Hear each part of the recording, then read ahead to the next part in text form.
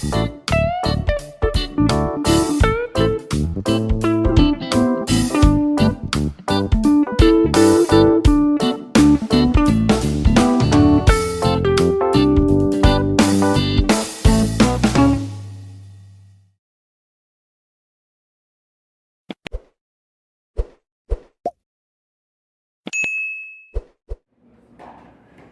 lá. Ontem eu conversava com a Gislene e ela fez uma referência ao picolé e eu lembrei de uma das muitas conversas que eu estive com o Nilson, chupando picolé. E eu estou falando de ontem, né? Essa conversa foi ontem. E naquele tempo eu falava com ele que a nossa preocupação como cristãos nesse tempo não deveria estar relacionada com o púlpito, porque a Bíblia aponta que os patriarcas o tempo todo estavam levantando altares. E no meu pensamento, a igreja de 10 anos atrás, mais, ela tinha uma preocupação muito grande com o púlpito. O concluir dessa história é o seguinte: púlpito é o lugar onde os homens sobem, e o altar é o lugar onde Deus desce. Então a desestrutura cristã que nós estamos vivendo faz parte dessa metodologia de ensino. Seminários teológicos, nossas escolas bíblicas, incitou os nossos jovens a desejarem o púlpito e esquecerem os altares. E é com base nisso que eu quero falar hoje sobre esse sacerdote dessa parábola, que nós chamamos ela do samaritano bom ou do bom samaritano. O grosso dessa parábola nós já entendemos.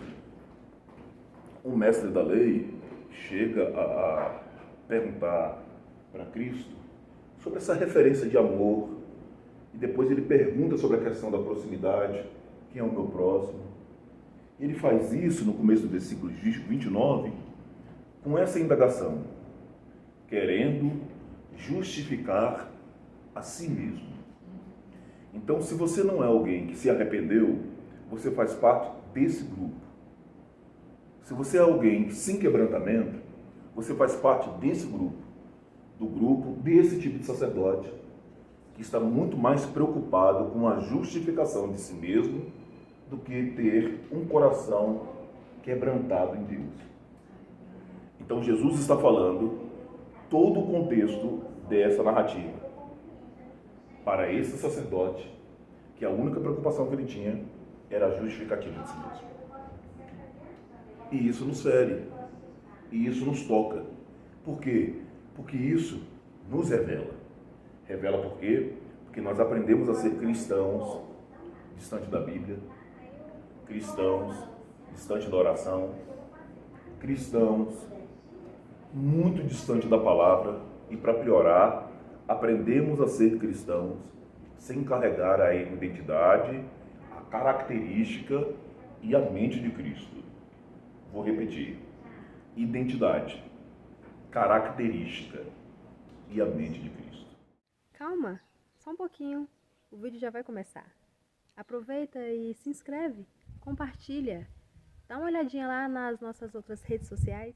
Então nós somos esse tipo de sacerdote que, quando nós estamos diante de Deus, nas nossas orações, no sufoco, isso é, quando o Salmo 91 não conseguiu resolver o nosso problema, a gente vai diante de Deus reclamando com Ele, nos justificando. Senhor, eu vou para o culto todo domingo. Eu entrego os meus dízimos e as minhas ofertas. Eu ajudo um pobre. Justificando nós mesmos, sem quebrantamento.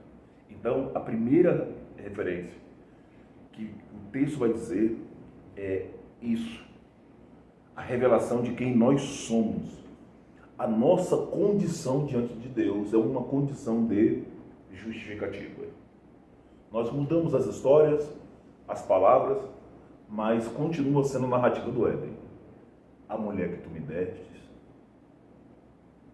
a serpente me enganou,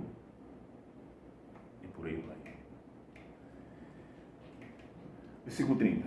Respondendo, Jesus disse: um certo homem descia de Jerusalém para Jericó.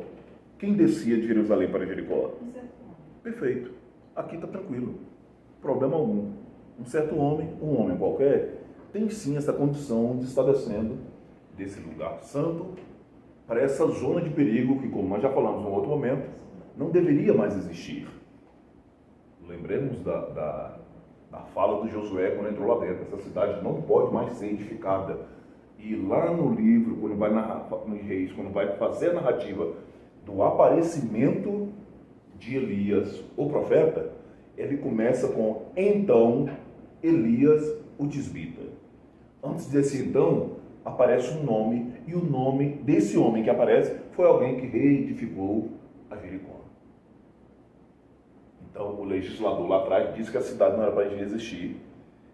Quando aquele cidadão foi lá e colocou os fundamentos da Jericó, Deus pegou o anônimo Elias e trouxe ele de volta para poder estabelecer o padrão e o marco de santidade naquele lugar.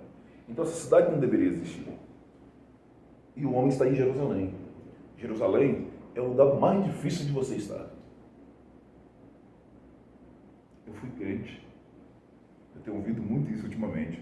Eu já fui crente. Eu já estive em Jerusalém.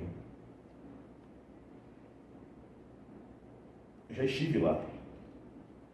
E a gente precisa tomar cuidado, que tem um texto lá em Hebreus que diz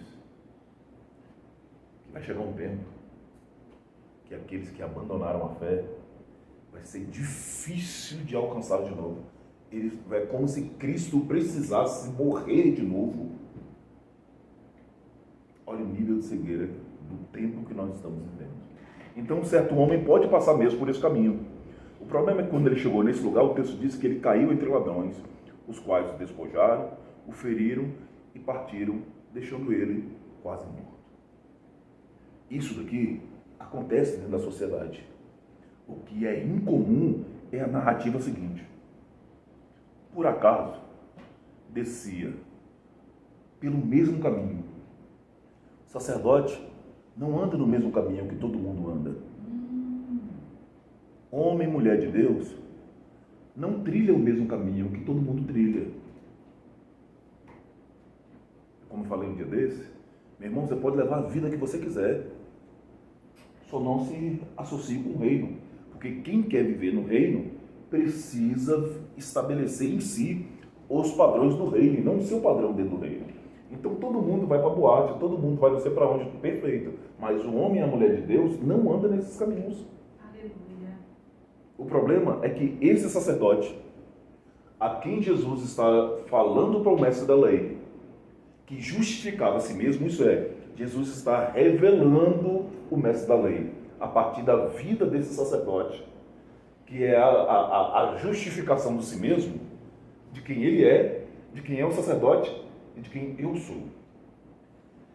Pelo mesmo caminho, um certo sacerdote, e quando viu, passou pelo outro lado. E aí eu lembrei dessa frase: não quero ser incomodado com a inconveniência de ter que ajudá-lo. Não quero ser incomodado com a inconveniência de ter que ajudá-lo. Não será que nós somos e estamos exatamente assim? Do mesmo jeito? Quando a gente, ou pior, quando a gente olha uma situação dessa, nós fazemos questão de passar de longe. A minha vida pastoral, ela me denuncia em algo. Eu não quero me comprometer com esse caído, porque ele não tem uma oferta para poder me dar. Está moribundo.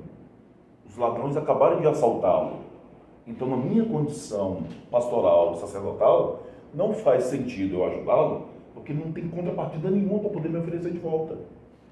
E nós, como igreja, nas nossas relações de amizade, perdoe se é bruto demais falar assim, na nossa relação matrimonial, nas nossas relações de negócio, nós só oferecemos ajuda, porque nós receberemos uma contrapartida disso. Se não for, ponto final. Pergunte para os novos, os jovens que vão casar hoje, e talvez até nós aqui entramos nessa. Por que você casou? Eu casei para ser feliz. Raramente você vai ouvir falar que eu casei para me esforçar em fazer o outro ser feliz. A minha necessidade, o meu desejo, o meu alvo, o meu propósito. Nunca está relacionado com o outro. Nunca está relacionado com o próximo. Tem uma passagem que ela chega a me deixar emocionado todas as vezes que eu a leio. Jesus Cristo está morto. O Nicodemos, que ia conversar com Jesus à noite, entregou uma oferta absurda ao morto, que não tinha condições de, naquele momento, falar obrigado. Que não tinha condições de levantar a mão naquele momento e que Deus multiplique 100 vezes mais na sua vida. O Nicodemos fez isso. E esse sacerdote vivo, não.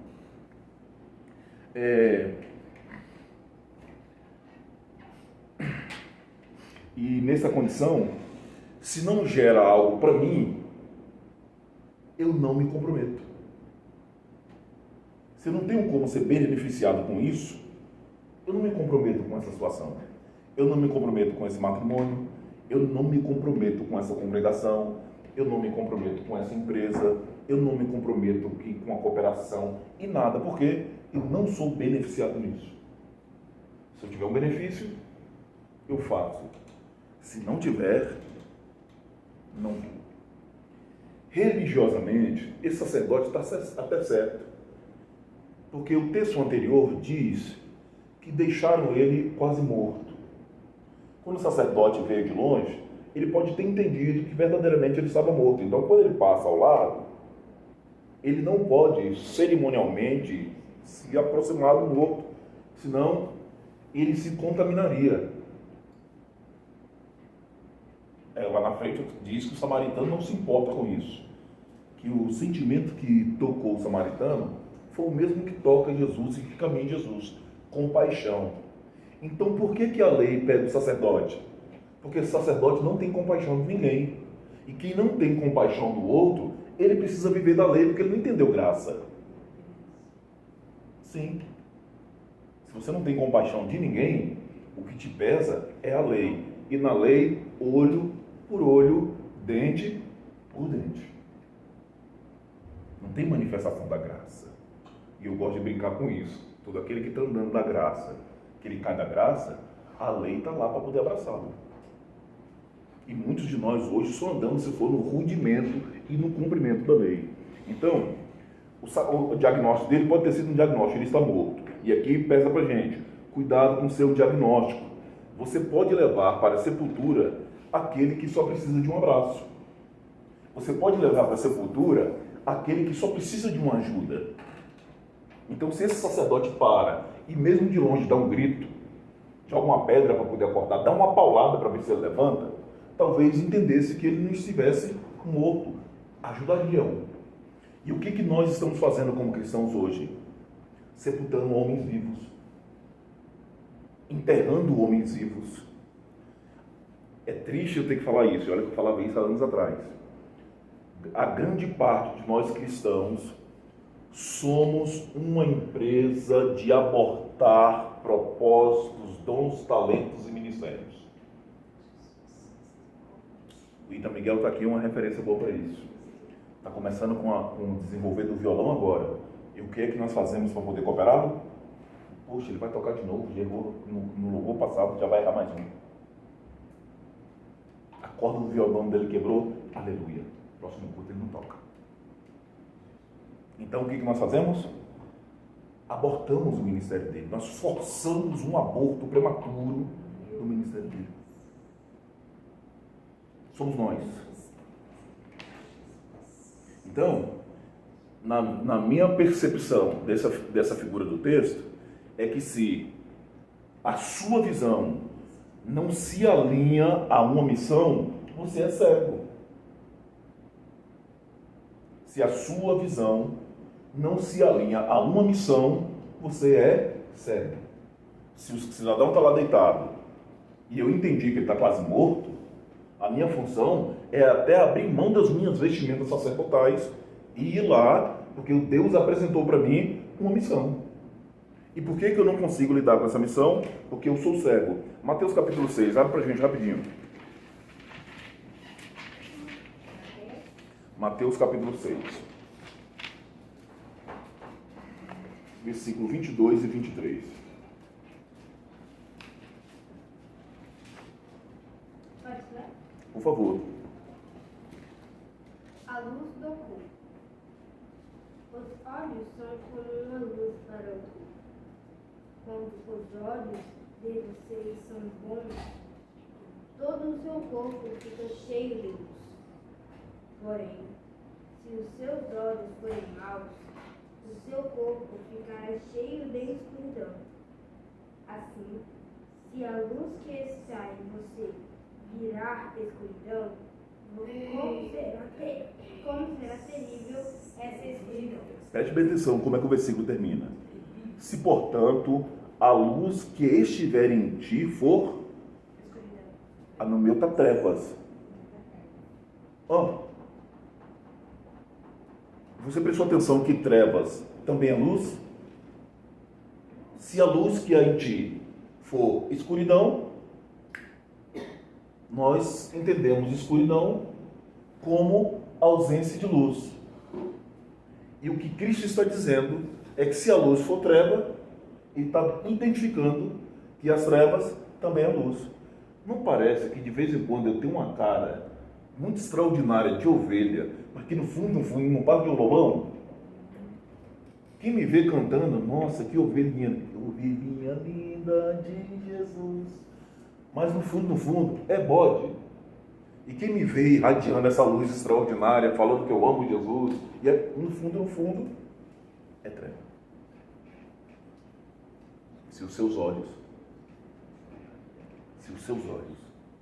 Então, para esse homem que justifica a si mesmo, o que Cristo está revelando é isso. E aqui tem um outro ponto. O caminho sacerdotal não te faz sacerdote. Está vestido de sacerdote. Tem todas as vestes sacerdotais do templo, entende toda a dinâmica religiosa do culto, mas na hora de exercer o seu ofício, ele deixou bem claro que ele não é. O que Cristo está dizendo na sequência é que o inimigo dos judeus, isso é, o samaritano, um povo mesclado, que não entendia nada de adoração, foi lá e fez aquilo que o sacerdote deveria fazer. Sem vestes sacerdotais, sem dízimo, sem oferta, sem um levita que o acompanhasse. Muitos de nós, olha como isso aqui é grave, nós queremos ser pais, mas nós não queremos nos relacionar com a paternidade. Você deve conhecer muita gente assim. Eu quero ser mãe, o sonho da minha vida é ser mãe. Quando o menino nasce, isso, aquilo. Por quê? Ela quer o menino, mas se relacionar com a maternidade, não. Vamos para o campo profissional. Um advogado, ele não quer advocacia. Ele quer o dinheiro que a advocacia traz para ele. E o sacerdote, o pastor, ele está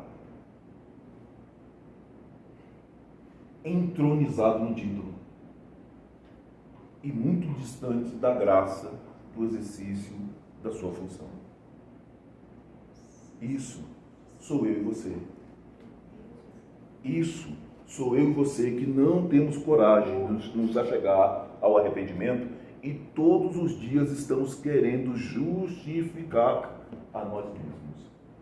Isso sou eu e você que temos a roupa de crente, a Bíblia de crente, que nós sabemos onde é que está o Salmo 91 no nosso momento de sufoco. Nós temos 4 ou 5 amigos de intercessores, na hora do nosso sufoco a gente corre lá e liga, mas no exercício prático do nosso dia a dia, não corresponde a isso. Isso sou eu e você, que o caminho onde passa o A, passa o B, passa o C, nós também estamos passando. Os ladrões passaram por esse mesmo caminho para assaltar. O sacerdote passou pelo mesmo caminho, mas a omissão do sacerdote fez dele tão ladrão quanto os ladrões que o roubaram antes. Pode ser sincero? Na ausência, pela nossa lei jurídica, na ausência daquele que cometeu o crime, esse sacerdote ia parar na cadeia pelo simples fato de ele ser omisso. Ele não é culpado por ter matado, por ter roubado, não. Mas pela omissão, se a nossa lei pega ele desse jeito, imagina o nosso Pai Celestial que está no céu. Vamos terminar com a beleza do texto, onde o samaritano aparece. O versículo 32 vai falar do levita, que ele repete os mesmos passos desse eu, sacerdote. Mas um certo samaritano estava de viagem. Veio até ele e, vendo-o, teve compaixão dele. O sacerdote e o levita não chega perto ao ponto de vê-lo. Eles conseguem ver de longe. E o samaritano tem uma evidência de que ele precisa chegar mais perto para poder enxergar. E quando ele chega perto, que enxerga, ele é tomado por compaixão. E só quem tem compaixão investe na vida do outro. E só quem tem compaixão se preocupa com o bem-estar e com a recuperação do outro. E só quem tem compaixão se preocupa com as questões futuras do outro. Toma aqui, essas aqui são as moedas, mas cuide dele. Se porventura houver algo a mais que ele precise enquanto eu estou fora, eu, no meu retorno, me responsabilizo por isso. Eu acerto, eu pago, eu tomo de conta. Então, primeiro ponto, deixemos de ser mestres da lei. Nós sabemos coisas de Bíblia que é uma coisa linda, linda, linda, linda.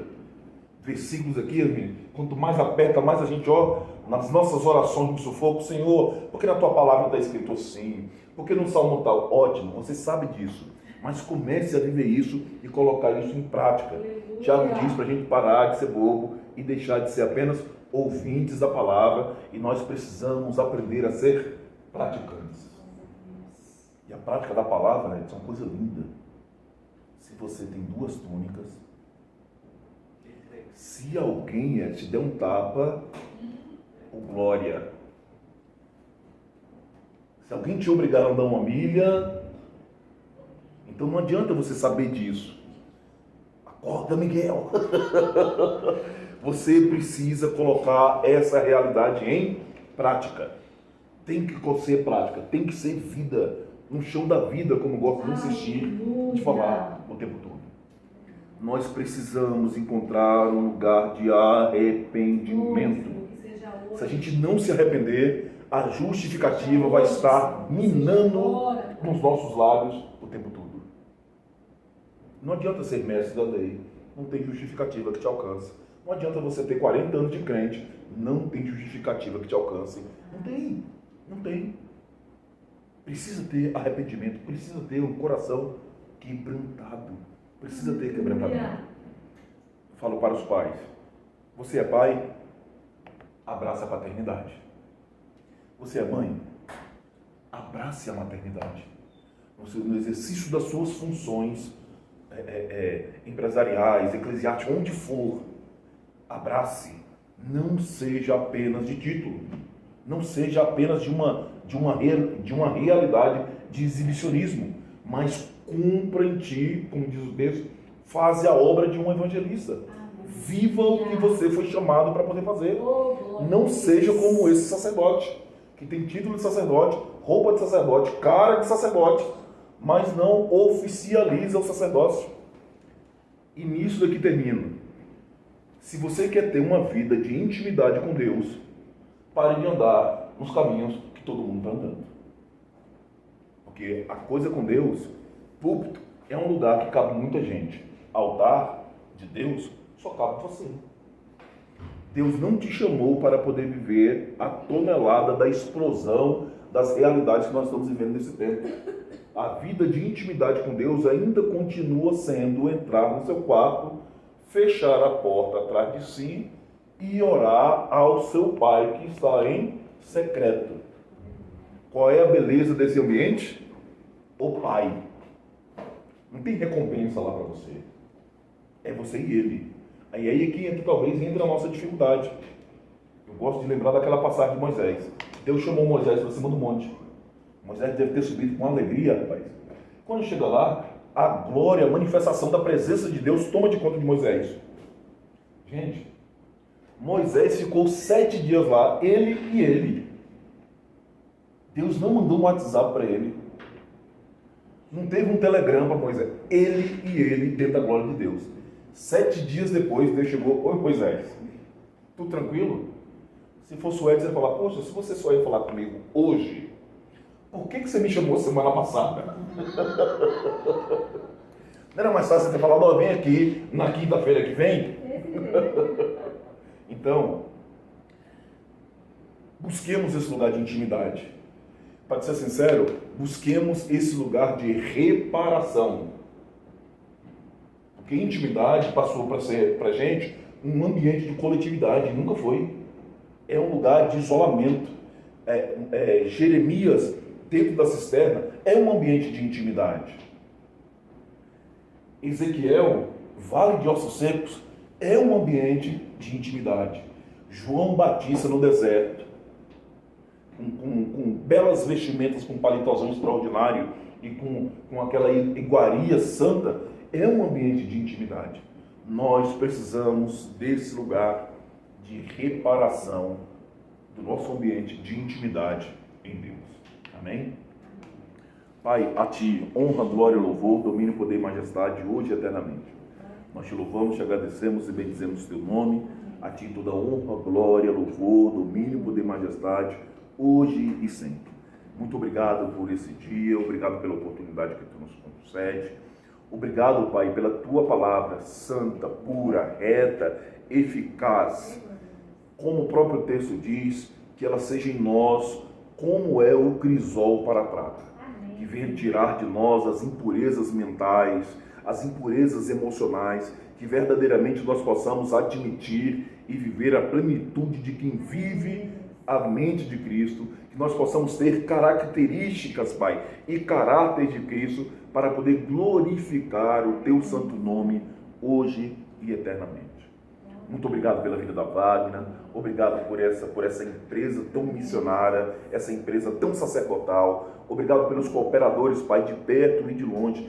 Nós Te pedimos que Tu continue com a Tua poderosa mão, abençoando a cada casa, abençoando a cada lar, abençoando a cada família, direcionando-as, Pai, para o Teu reino, que eles possam crescer, multiplicar em prosperidade e em paz, para poder glorificar mais e mais a grandeza do Teu santo nome. Cuide, Pai, da Wagner e dos seus familiares e permita que o Teu nome venha a ser cada vez mais honrado, glorificado e enaltecido cada vez mais. Como igreja Tua, Pai, nós intercedemos pela nossa cidade, pelo Distrito Federal e por todos aqueles que de perto ou de longe, de algum modo, têm cooperado para que a manifestação do Teu reino possa cada vez mais ser assertiva pelo poder que há em nome de Jesus. E é nele e nele que nós rendemos honras, glórias e louvores, hoje e eternamente. Amém. Amém. Amém.